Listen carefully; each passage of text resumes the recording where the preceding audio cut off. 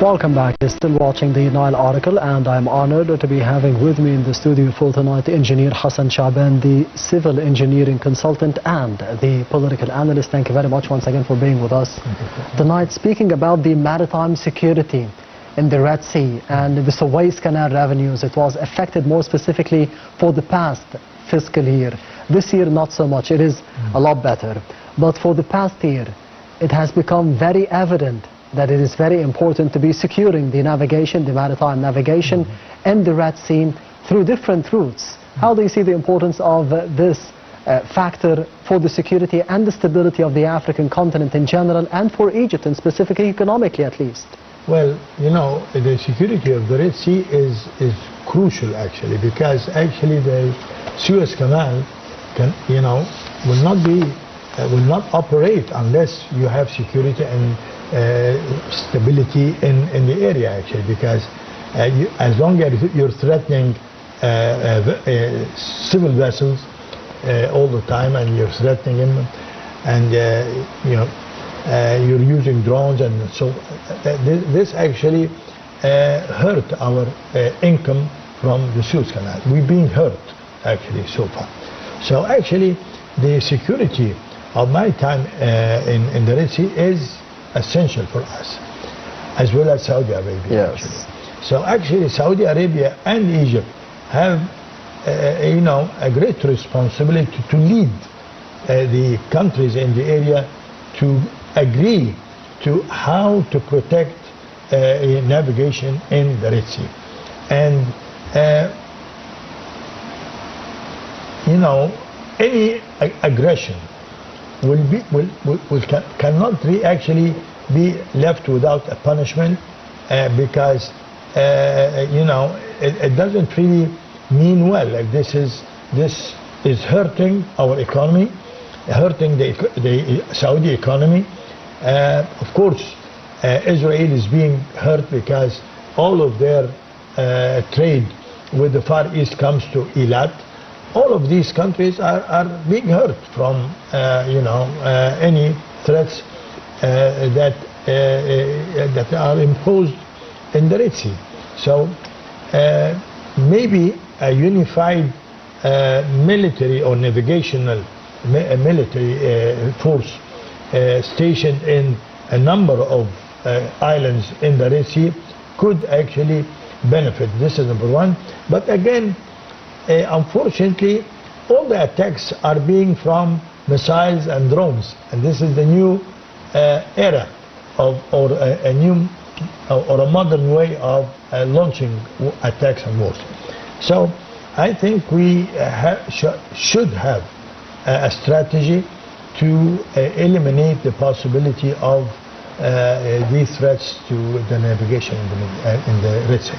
Yes, and speaking about the past decade or so under the tenure of President Sisi, and even for the past few weeks and months, we have seen visits conducted by President Sisi to the heart of Africa, and vice versa. The African leaders have visited Egypt.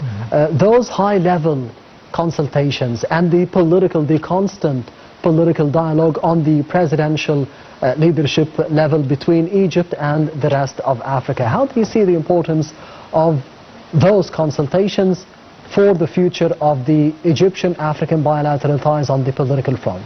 It's very wise. Again, I will repeat that Egypt is following a very wise and mature foreign policy in dealing with political issues. The visits that President Sisi conducted to these African countries actually transfers our ideas and our vision to the political arena in the area, and they try to cooperate with the African countries to solve the problems before it happens. I mean, any threats that are being any country that is exposed to any threats, we should deal with these threats before it actually develops a problem. Yes. I think President Sisi is making all of these African countries aware of a coming problem, which is the water problem that we are facing sooner or later with our brothers in Ethiopia. And I think, you know, all of these African countries will have a role to play to, you know, reach a formula that is acceptable to everybody, and everybody will benefit from that. On the other hand, we have seen for the past report, an initiative, a suggestion by Foreign Minister Dr. Badr Abdul Ati to be having a unified entity across the African continent, to be distributing and coordinating the African investments, the potential foreign direct investments coming from outside of Africa into the African continent to be distributed fairly. Do you think that this can be achieved? Partially, yes, for the time being, because actually you're competing with a lot of you know, companies that have huge investments in Africa. So actually you're trying to penetrate to these markets that have been there for ages and ages. Yes. But again, with the help of the Gulf countries, with the financial resources that they have, and with the Egyptian expertise, and with some of the countries that require presence in Africa, like China, like Korea, like Japan, all of these countries, you know, will welcome a cooperation between the Gulf states and Egypt and the rest of the African countries to have a new era in Africa, actually. Instead of some of the companies that came along with the occupation left, but again, these companies remained to, you know, to utilize the resources to their, you know, their own benefit, and it doesn't reflect on the African people, unfortunately. On the other hand, we are all aiming at having long-term stability and security for Africa, for the African citizen, whether in Egypt or outside of Egypt. And according to the statements of President Sisi, we need peace, we need development, we need security, we need stability for this long-term achievements to be attained for the African citizen. How do you think we can be focusing, we can be depending on development, the economic development in specific, for the benefit of the political stability and the security of the African citizens? Actually, once wars are over, the cooperation between the people in the area will actually, you know, freshen up, and it will take place, actually. Yes. Once governments will decide, you know, violence and aggression is no longer the way to deal with the problems that we are facing in Africa, like what's happening in Sudan. Actually, the people in Sudan suffered quite a bit from what happened in Sudan. And in order for Sudan to come back to the regular Sudan that we all know and start developing one more time, it will take some time and a lot of effort and finance. Stability requires peace. And I think our government, or Egypt, is actually adopting a very wise foreign policy, and we're playing a major role, or a leading role in the area now, trying to resolve the problems in the area peacefully, without really reaching to you know, the guns and settling it the aggressive way. And speaking of Sudan, because Egypt hosted a meeting in Ain al-Sukhna on the 8th and the 9th of July regarding the Sudanese crisis, regarding the Khartoum process meeting in cooperation with the European Union, more specifically with Italy and Uganda from the African side. All those organizing countries, they were hosted here in Egypt in Ain al-Sukhna regarding the displacement of the Sudanese citizens or the displacement of Africans in general within the continent, and on the other hand the irregular migration which has taken place from Africa to Europe, to the European Union countries. How do you see the importance of fighting the root causes of the displacement of Africa, which is affecting not just the Africans, not just the African continent and the African economy, but the European economy and the Europeans as well? Yes. Of course. Once you have violence in Africa, a lot of people and young people will just leave their countries trying to find peace and security, and they try to find it in Europe, of course.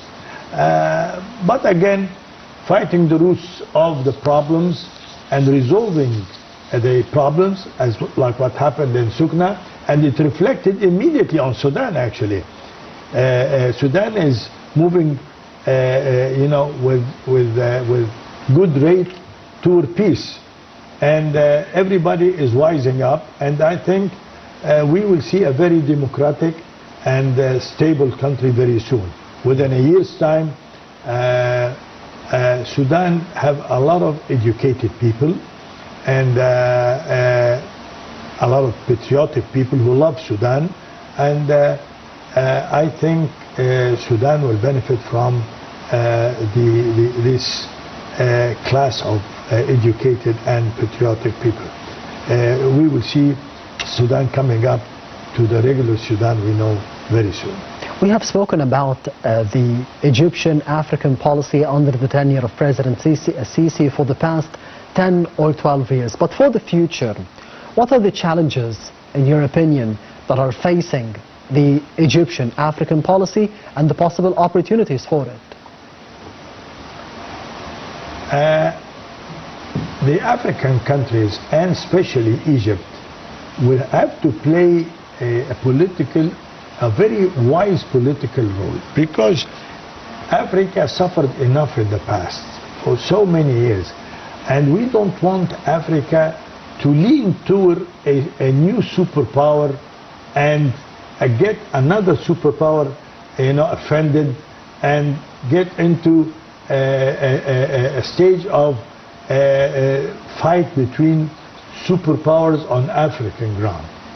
African countries will have to be very wise, give a chance to all the countries that are leading the worldwide politics right now, like the US, China, Russia.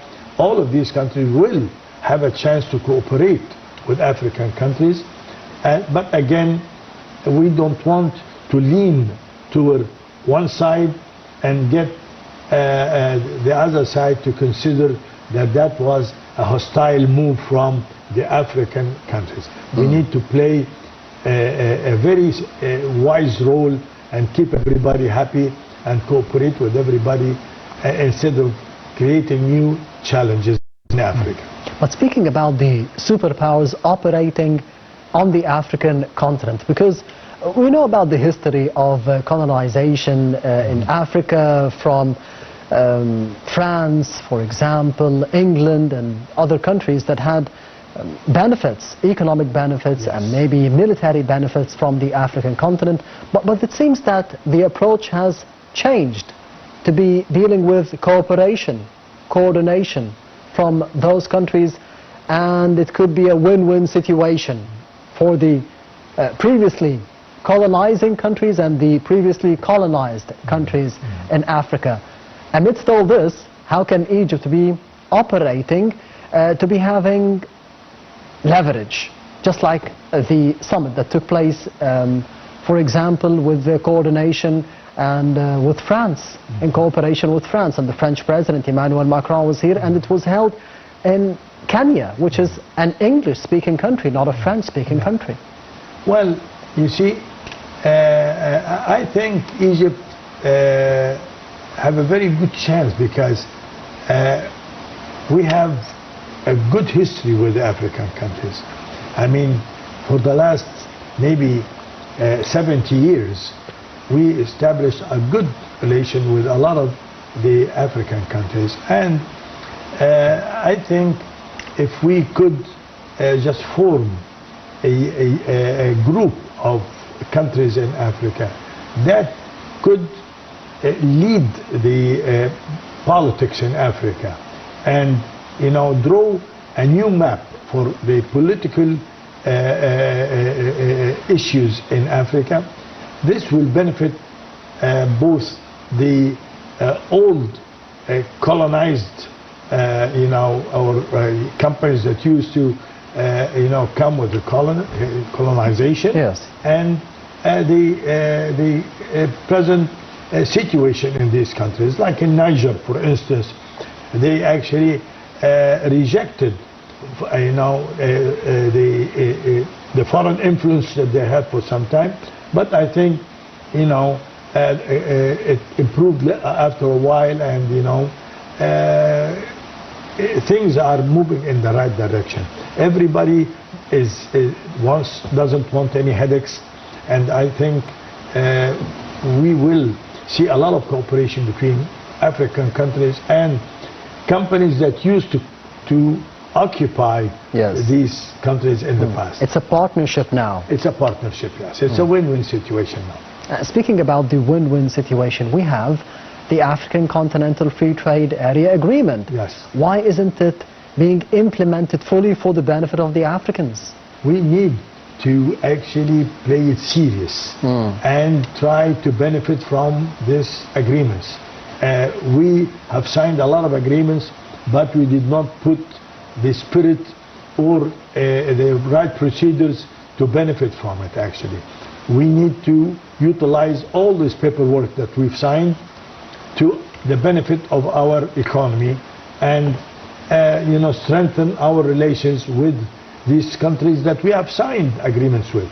So I think we are reconsidering our politics, and policy toward Africa will have to be changed soon. I mean, we had in Tanzania, we had a beautiful project over there, and we have good reputation. Our contracting companies are very successful in Africa. I think we should enter from this door to Africa. On the other hand, speaking about doors into Africa and the strengthening of bilateral ties between Egypt and the rest of the continent, there is this economic diplomacy that we have evolved under the tenure of President Sisi. It's not just about boosting the bilateral ties between Egypt and the rest of Africa and the good neighborliness and to be having good neighbors within the African continent, but to have diplomacy, but this diplomacy is moving us in the right direction to be having better and bigger economic partnerships across the African continent. You see, I will borrow the philosophy of President Trump. Any political decision or agreement that does not have a positive economical results is a failure. So we need to avoid any failure. Any diplomacy that does not have a successful and attractive economical return is not a good philosophy, or we need to reconsider it, actually. So diplomacy and politics should have an economical return, or it will not be considered as a successful diplomacy. And for the African trade, Egypt is considered not just a gateway for Africa, but a gateway from Africa to the rest of the world. Exactly. To Europe, for example, to the Arab world, like to the Middle East. The Great Corridor that actually we are adopting right now, which is the beginning of the project I just mentioned, which is the idea of the visit of Minister Kamel Wazir to N'Djamena. I think if this project will develop and we will finish it, I think Egypt will benefit a lot from connecting all of these 8 countries that do not have ports to our country. This will be a new dry Suez Canal. And in previous meetings, on Nile TV International, Engineer Hassan Shaaban. We have spoken about the potential of having foreign direct investments from outside of Egypt, from the outside world. Nowadays, do you think it is a better opportunity for the potential investors to be thinking about coming into Egypt and to be investing into Egypt once again, or more maybe because the rest of the world, the rest of the region, the Middle East in specific, the Gulf Cooperation Council countries, they have had problems, security problems, political problems for the past 4 or 5 months. Is it an opportunity now for the investors to be thinking about Egypt as a destination? You see, I'm convinced that Egypt is the heart of the area, especially Sinai. Actually, I think it's a great opportunity to Egypt to have new ideas, like Sinai could be a free zone area, economical zone in the area, attract all the international banks and create a new Wall Street in Sinai, give them privileges and so forth to attract all the hot money into Sinai. And this will actually be a good idea to attract a lot of liquidity that in the area. A lot of investments could take place if we have new ideas and attractive ideas outside the box. I think we need to get rid of being afraid of getting into things, because unconventional ideas is the way out of our economical problem. Is it an unconventional idea for the Egyptian businessmen to be operating in Africa, to be investing in Africa? We already have some businessmen in Africa, but again, we need to encourage this. We need Egyptian banks to be there in Africa, to consider investing in Africa. I think, things will change very soon, because as I said, the Valley of Qena and the Alaki area are very promising areas for Egypt right now, and Egypt kept on focusing on, say, Sukari gold mine. No, now we might have more than one gold mine in Egypt, and this will change the face of our economy. And you mentioned also as well the project of the Julius Nyerere Dam in Tanzania, and can this be a model of the investments of Egypt into Africa and the cooperation between Egypt and the African countries? Definitely. The Julius Nyerere Dam is a good model. We also have projects in Uganda. And we are, our contracting sector is penetrating, in Africa, and we are present in many countries in Africa right now. But again, we don't want just to be contractors. We want to be investors. We want to be, like as I said, create agricultural settlements, industrial settlements, and send our young people to Africa to prove that we're part of Africa. We're not only by name part of Africa. We need to translate this to a reality. We need to send some of the young people that serve in the military service. They could go, after we train them, to work in agriculture in our settlements in Africa. That we will have, with a mutual agreement with the countries, that will have like free zones, logistic hub on the Red Sea.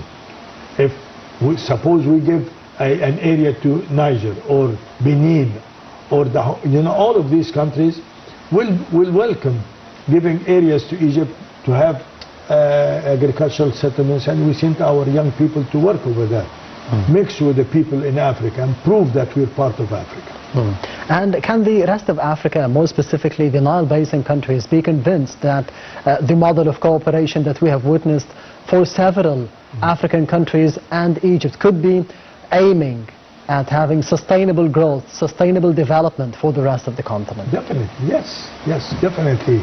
I mean, we had good relations with Somalia for so many decades. Somalia is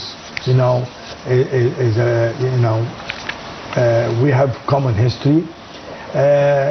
We could actually cooperate with South Africa because South Africa is a very advanced country in industry and so forth. We could actually just be there in all of these countries if we have a strategy for cooperation.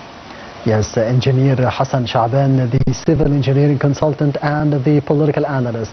Thank you very much for being with us tonight on the Nile Oracle. Thank you for inviting me. Appreciate it. Anytime.